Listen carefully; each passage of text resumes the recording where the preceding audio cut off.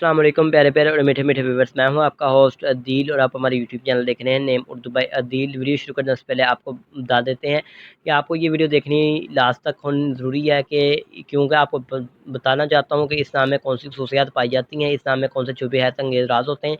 इसके लिए आपको तकरीबन 2 मिनट का टाइम निकालना बेहद ही ज़रूरी है। स्टार्ट करते हैं आज की वीडियो।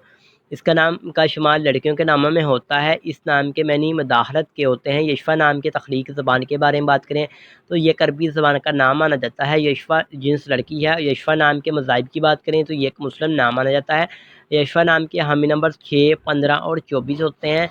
यशफ़ा नाम का बेहतरीन वक़्त 9 PM से लेकर 11 PM तक होता है। यशफ़ा नाम के मौफ़िक दिन में जुम्मा और सोमवार शामिल होता है।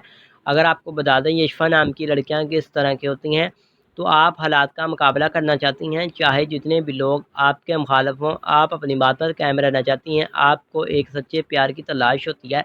यशफ़ा नाम का लकी नंबर 3 होता है, लेकिन अगर आप अपने नाम का सही लकी नंबर मालूम करवाना चाहते हैं तो प्लीज़ कमेंट बॉक्स में डेट ऑफ बर्थ ज़रूर बताएँ। यशफ़ा नाम की मौफ़ी दाँतों में चांदी और तांबा शामिल होता है। यशफ़ा नाम के मौफ़ी के रंग में नीला और सब्ज़ रंग शामिल होता है।